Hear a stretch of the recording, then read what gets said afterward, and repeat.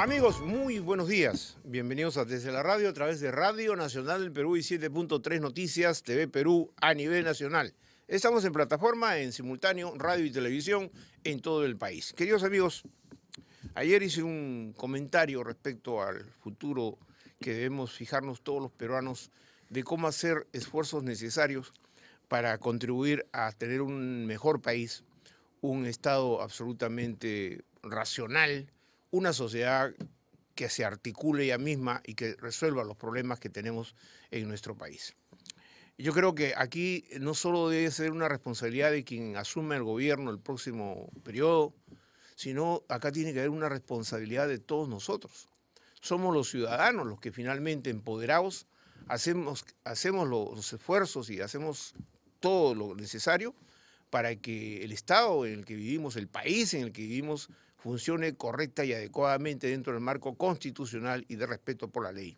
Y eso nos obliga, obviamente, a ser personas de bien, que actuemos con la mayor honestidad, honradez, decisión, y lo que siempre he reclamado en todos los peruanos es la solidaridad, porque hay que aplicar la solidaridad. Es muy importante en épocas probablemente de mayores dificultades como las que ya amenazan con el fenómeno del Niño a nuestro país. Queridos amigos, hecha esta puntualización de una reflexión que hice ayer, quisiera presentar a nuestro siguiente invitado, porque él no solo es una persona con una vasta experiencia política, que todo el mundo ya la conoce, sino que ahora se postula a la presidencia de la República por el partido político Orden, porque lo entusiasma no solo el hecho de buscar una mejor coherencia política en consenso en el país, sino de restablecer el principio de autoridad y el orden que aparentemente en nuestro país desde hace muchísimo tiempo se ha perdido. Hoy día pegarle a un policía va a significar probablemente cárcel para las personas, porque la policía tiene, a través de su investidura como autoridad, el respeto que se merece. Entonces no hay que agredir a un policía, simplemente hay que acatar las disposiciones, sin que esto implique obviamente abuso de autoridad, pero de ninguna manera usar la violencia para contrarrestar alguna disposición. Bien, doctor Antero Flores Arauz está con nosotros. Doctor Flores Arauz, qué gusto saludarle. ¿Cómo le va? Muy ¿Cómo buenos está? días, encantado de estar nuevamente acá en Radio Televisión Peruana. Así es. Doctor Flores Arauz, antes de entrar en los temas políticos nacionales, le voy a preguntar uno que sí tiene que ver, obviamente, con la conciencia nacional y el espíritu patriótico.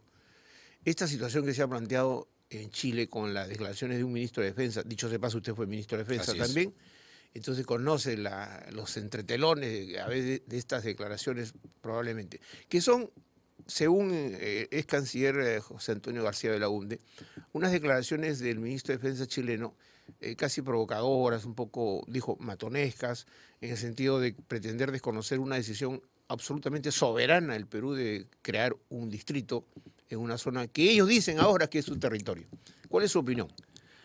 Mire, Alberto, primeramente considero que las declaraciones del ministro de Defensa de Chile son impertinentes, por decirlo menos, y que además no corresponde a un ministro de Defensa.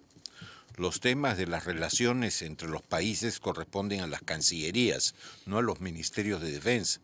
Los ministerios de defensa actúan cuando todo lo demás no ha servido, es lo último. En consecuencia, acá correspondería cualquier cosa a las cancillerías. Eso como primer punto. Y como segundo, apoyar absolutamente un aval total al presidente de la República en sus declaraciones del día de ayer. Impecables. Este es un tema que hay que echarle agua fría, que hay que tranquilizarse y que corresponde a la Cancillería. No hay que entrometerse otros sectores y dejen a las cancillerías actuar y que las cosas lleguen a su punto, lleguen a la altura correspondiente.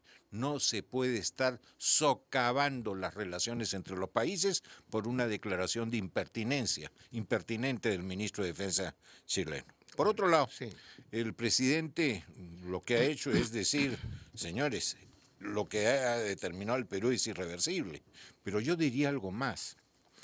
El Perú no ha cambiado nada. Cuando había estaba definido el límite, los límites en la provincia a la que corresponde hoy día el distrito Larada, en Tacna, Los Palos, Sí. Ya se hablaba del punto de la Concordia. Lo único que se ha hecho en el Perú es crear dentro de la provincia un nuevo distrito, pero en el límite con Chile sigue siendo el mismo, no ha variado No se ha alterado nada. absolutamente En nada. consecuencia, yo no sé por qué es tanto salto, como se dice, cuando el suelo está parejo. Ahora, es suficiente leer el Tratado del 29, Además, ¿no es cierto?, para saber que esa parte está absolutamente definida y, por lo tanto, como dice el doctor Luis Arauz, la absoluta adhesión a las palabras del presidente de la Tenemos República. sí que reconocer que hay una incoherencia. Mientras el 29 señala clarísimamente que la frontera terrestre se inicia en el punto de la Concordia, en la resolución, en la sentencia de la Corte Internacional de la Haya, señala para la frontera marítima un punto de referencia diferente. Eso es una dicotomía, pero nada tiene que ver lo marítimo Correcto. con lo terrestre. Así es. Bien. Entonces, que se entienda bien, ¿no? Correcto. Respuesta hecha a esta impertinente declaración del ministro de Defensa, que obviamente responderá a algunos intereses políticos, pero bien, vamos a dejar eso por ahí. Doctor Flores Arauz, hay tres ejes fundamentales de preocupación en el país. La reactivación económica, que ayer el ministro ha dicho que eventualmente el próximo año, cuando probablemente esté ya en manos, a la mitad de año, en manos de un nuevo gobierno, la economía probablemente está proyectada a crecer un 3.1%, 3.2%, más o menos, del Producto Bruto Interno. Sin embargo, esta reactivación tiene que pasar necesariamente por una adecuación de políticas que de alguna manera reactiven sectores que son importantes para el crecimiento del PBI. Acabo de leer una declaración que se ha publicado el día de hoy de la Asociación de Exportadores, que hablan de una situación muy crítica que la están pasando, como consecuencia probablemente de la aplicación de la política económica y de la desaceleración económica, y señala que hay 160.000 puestos de trabajo que se han perdido en el 2015. Para el sector exportador, 160.000 puestos de trabajo es mucho porque hasta hace un tiempo atrás las exportaciones en nuestro país era tal vez un bastión fundamental de ingresos para el país. ¿Cómo haría su eventual gobierno de orden para, digamos, restablecer esta situación de exportaciones tanto tradicionales y no tradicionales que han perdido escenario para nuestra economía? Querido Alberto, no solamente son las exportaciones es una de las vertientes, Sí, es claro. uno de los componentes.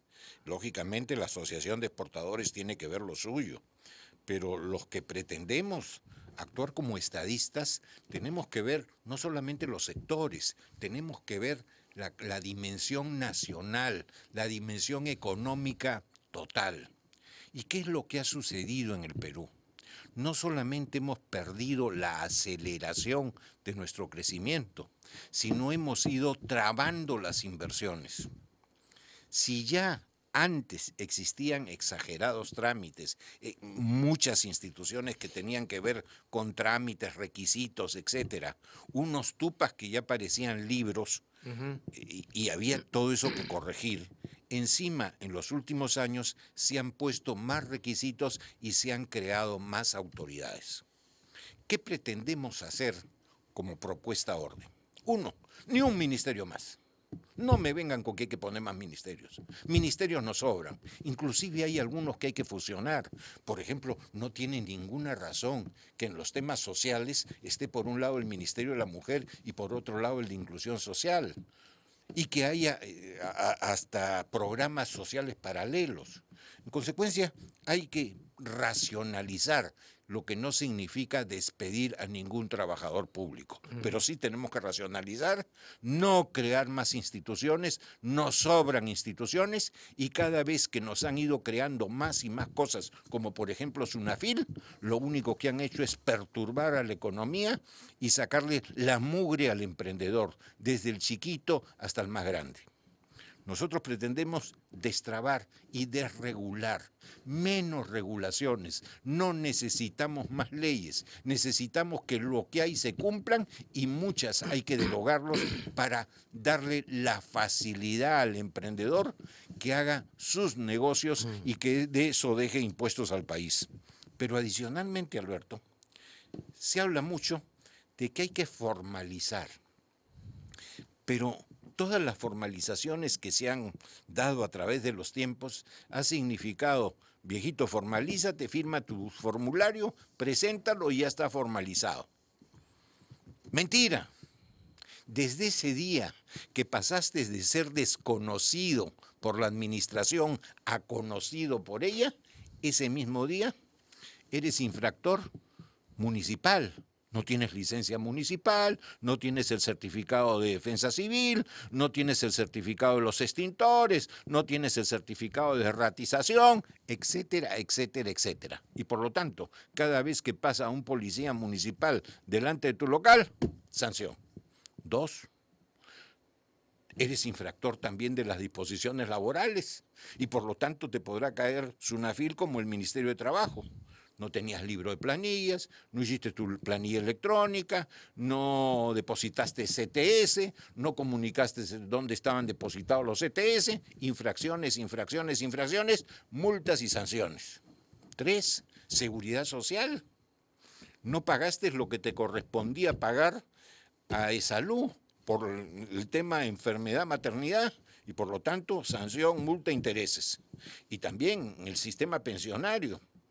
O no retuviste al trabajador lo que tenía que entregar a la ONP, sistema público, o el aporte al sistema privado de las AFP, y por lo tanto sanción, multas, etcétera. Pero la que es peor, SUNAT, viejito, no has pagado un Cristo partido por la mitad del IGB, el Impuesto General a las Ventas, y de ser el caso el selectivo al consumo. Y nunca has pagado renta. En consecuencia, te voy a aplicar signos exteriores y pracatán. Te llegó tu liquidación que te hace ver a Judas Calato. Bien. Entonces, eso, querido Alberto, sí. Esa formalización, si no va con una amnistía total, no sirve para nada. En el fondo eso representa la filosofía de su agrupación política, que es orden, ¿no? Poner orden en todo esto. Correcto, bien. Pero facilitando, no ser draconiano.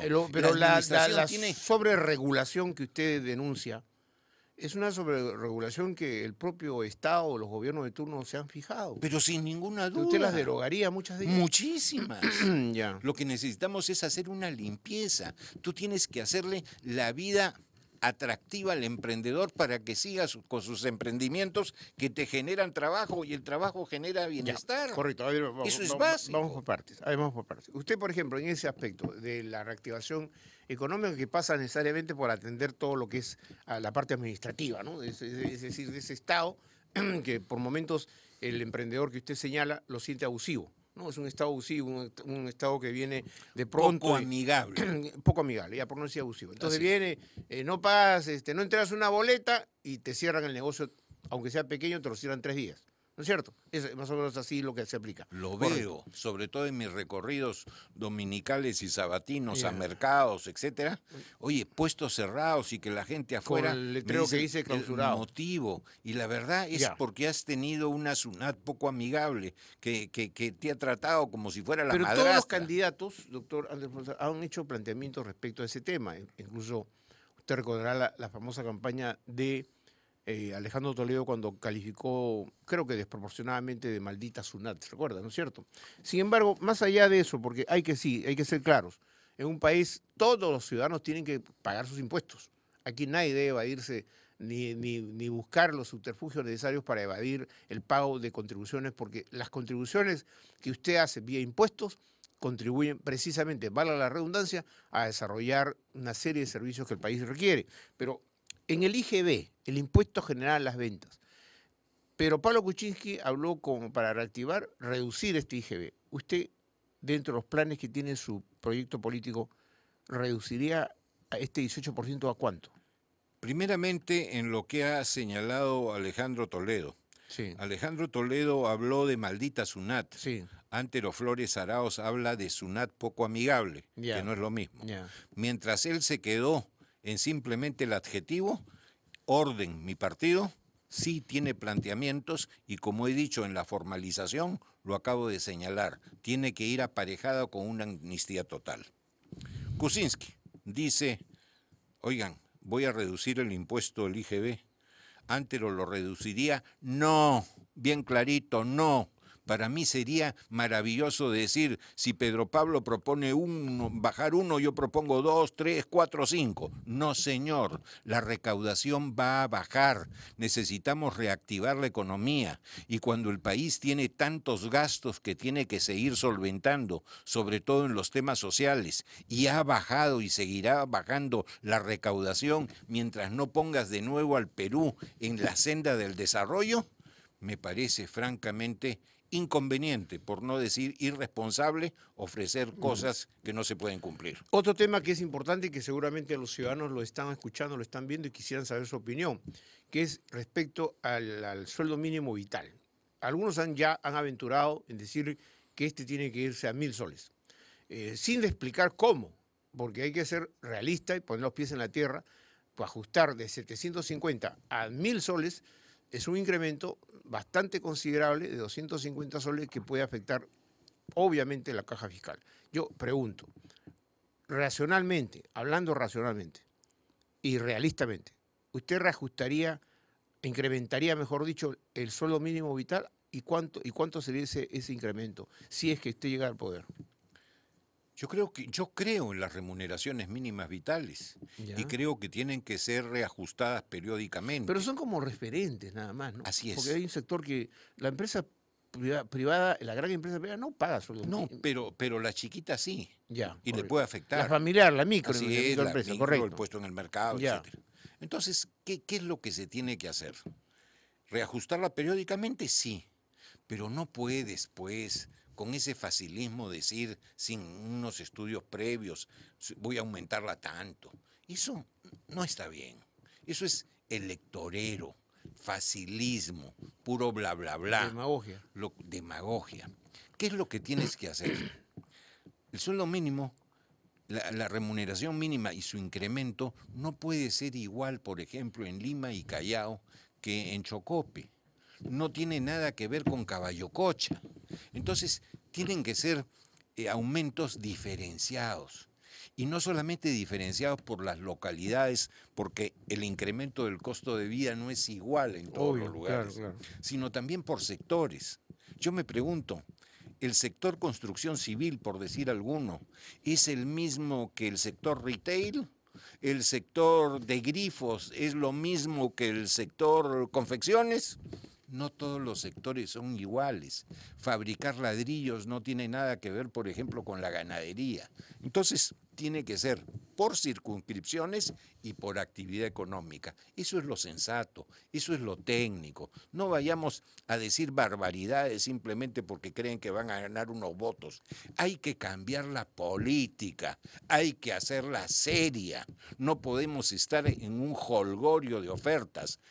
Digamos lo que es necesario hacerlo y digamos las cosas con prudencia, porque además la economía no viene bien. El próximo año va a ser un año difícil. Ahora, para agotar los temas que le interesa a la gente, nosotros los de la cuarta edad, en mi caso de la cuarta edad, porque ya estoy, ¿no? Pensionistas, la pensión de la ONP, de la Oficina de Normalización Previsional, es de máxima 8.45. ¿Usted haría algo para ajustar? Porque hay pensionistas que reciben 200 soles, 150 soles, ¿no? No de la AFP, estoy hablando del Sistema Nacional de Pensiones. Ahí tienes sobre todo los de la 19.990. Así es. Y son pensiones muy bajas. Bajísimas, para muchos, bajísimas. ¿Que hay que subirlas? No me cabe la menor duda. ¿A cuánto hay que subirlo? Hay que irla subiendo progresivamente. De golpe, Alberto, sería una mentira decir que se puede hacer. O sea, eso que han ofrecido un candidato que dijo, yo subo las pensiones también a 1.000 soles, sería un absurdo.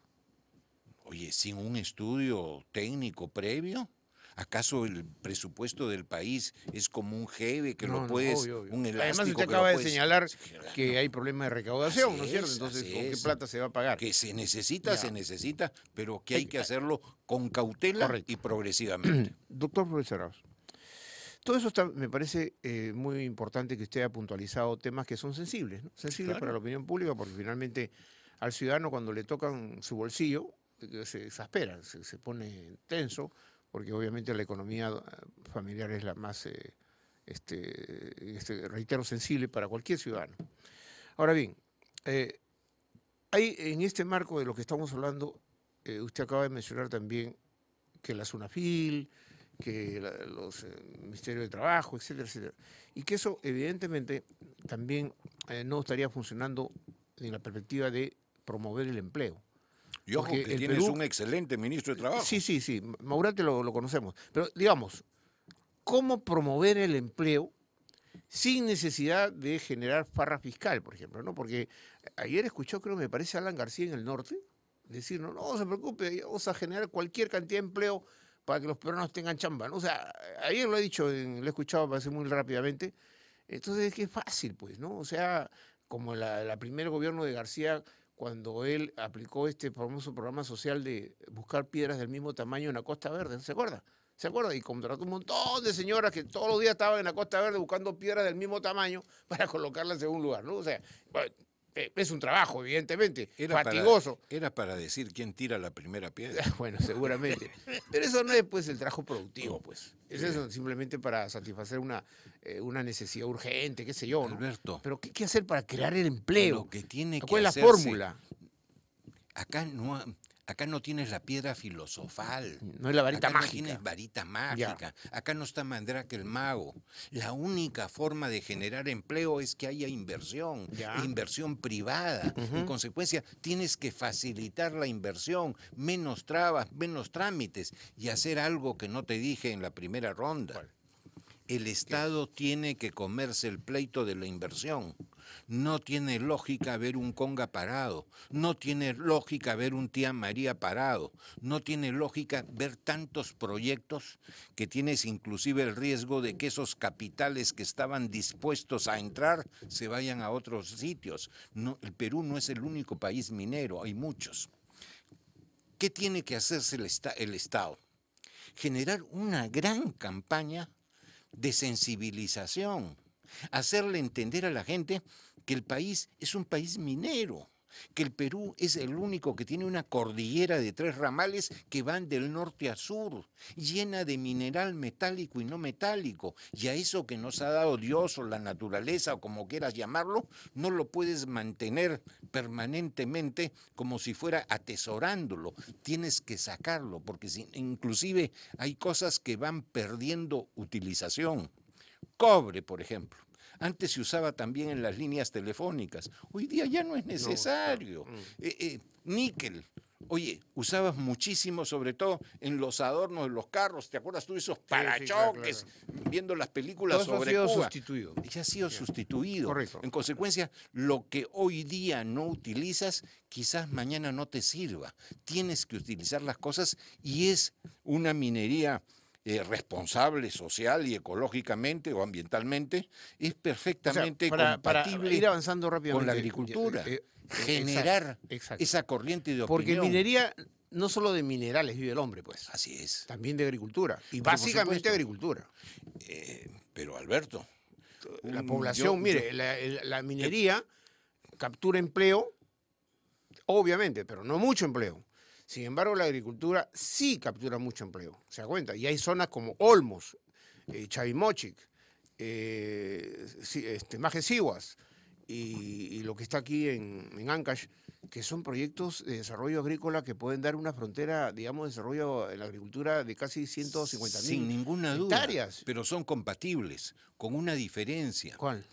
La agricultura, una vez entregado el producto, se terminó. La minería, cuando lo extraes, tiene varios procesos de transformación.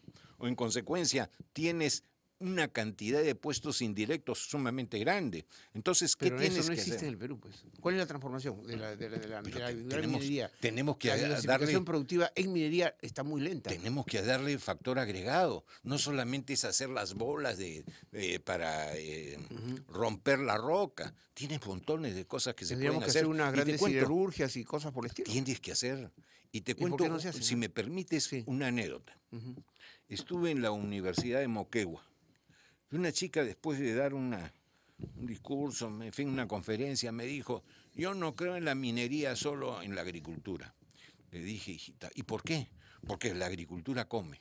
¿Y con qué comes? Le pregunté, ¿con cuchara de cartón o con cuchara de metal? Con cuchara de metal. ¿Y de dónde crees que sale esa cuchara? De la minería, hijita.